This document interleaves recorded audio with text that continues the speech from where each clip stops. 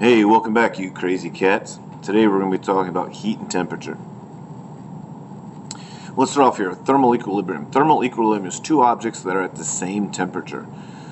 So, for example, everything in your freezer is at thermal equilibrium. It's all at the same temperature. It's all at, probably, I don't know, I'll make an estimate of 25 degrees Fahrenheit. Somewhat below freezing. But thermal equilibrium is when two objects are at the same temperature. So heat. Heat is not temperature. A lot of times students want to misconstrue those things together. Heat is the flow of energy from one object to another. So heat would be what you would feel like when you touch the desk and the desk feels cold. What's happening is heat is flowing from your hand to the desk. So the reason it feels cold is because you're losing heat. During the summer, if you go out and step on the beach and step on the sand feels hot because there is heat coming from the sand into your feet. So what you feel as hot or cold is really just the perception of either receiving heat or losing heat. Flows from hot to cold, as we said. An ice cube gets colder when you touch it, does an ice cube get colder when you touch it, or will it melt? Well, we know that things flow from hot to cold because, for example, when you touch an ice cube, it doesn't get colder. All right, the heat from your hand flows into the ice cube and it starts to melt. So heat flows from hot to cold. Drinks get warmer when sitting out. When we put them outside during the summer, they're going to get warmer. All right, they're going to absorb the heat from the atmosphere. Temperature and heat. Temperature is a measure of relative hotness or coldness. Heat is the net energy transferred from one object to another due to a temperature difference, and this energy may contribute to the total internal energy of the object, or it may do work, or both. Temperature and heat. Total internal energy. So as we see here, the total internal energy, we have underneath that kinetic energy of molecules and the potential energy of molecules due to intermolecular forces. Here we have random translational energy of molecules, temperature, energy, a measure of temperature, vibration energy of molecules, and then that kinetic energy could also be in the form of rotational energy of the molecules. So they show this here. Here it's translational, meaning sliding. All right. Here we have linear vibration, and then here we have a rotation of the molecules. A higher temperature does not necessarily mean that one object has more internal energy than another. The size of the object matters as well. When heat is transferred from one object to another, they are said to be in thermal contact. Two objects in thermal contact without heat transfer are in thermal equilibrium.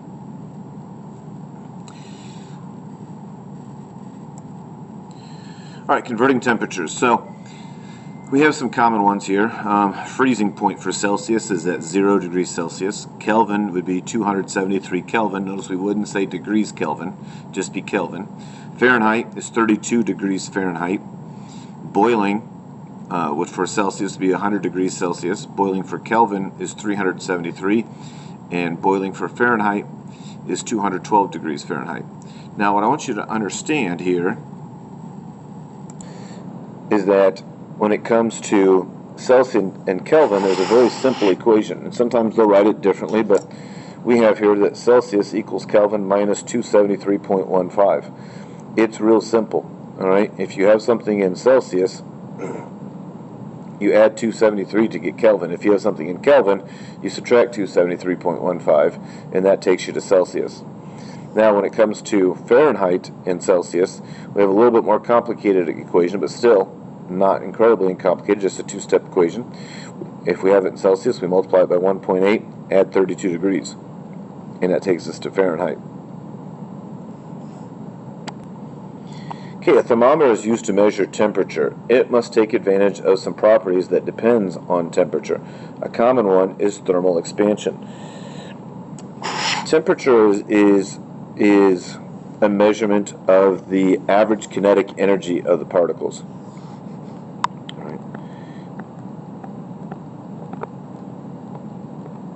Temperature is the average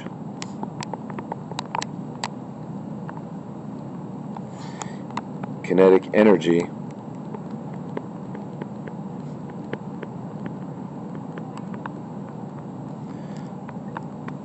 of the particles. So a mistake that a lot of students make here quite often is they like to talk that a thermometer measures the amount of heat. It doesn't measure the amount of heat. What it's actually measuring is the average kinetic energy of the particles. And the reason we have a temperature increase or decrease is because as the particles gain kinetic energy, they're going to gain movement. As they move more, they're going to have more collisions. That collisions means friction, and friction means more, the temperature is going to increase. So as the kinetic energy increases in an object, the temperature increases of an object. So if you were to go into one room and feel, let's say, your desk, and the desk was at 73 degrees Fahrenheit, and you go into another room and you feel that desk and it's at 76 degrees Fahrenheit. The reason that one desk is at a higher temperature is the particles in that desk are moving faster, so they have more kinetic energy, and because they're moving faster and have more kinetic energy, there's more collisions. Those collisions means there's more friction, and that friction is the reason that we have this increase in temperature.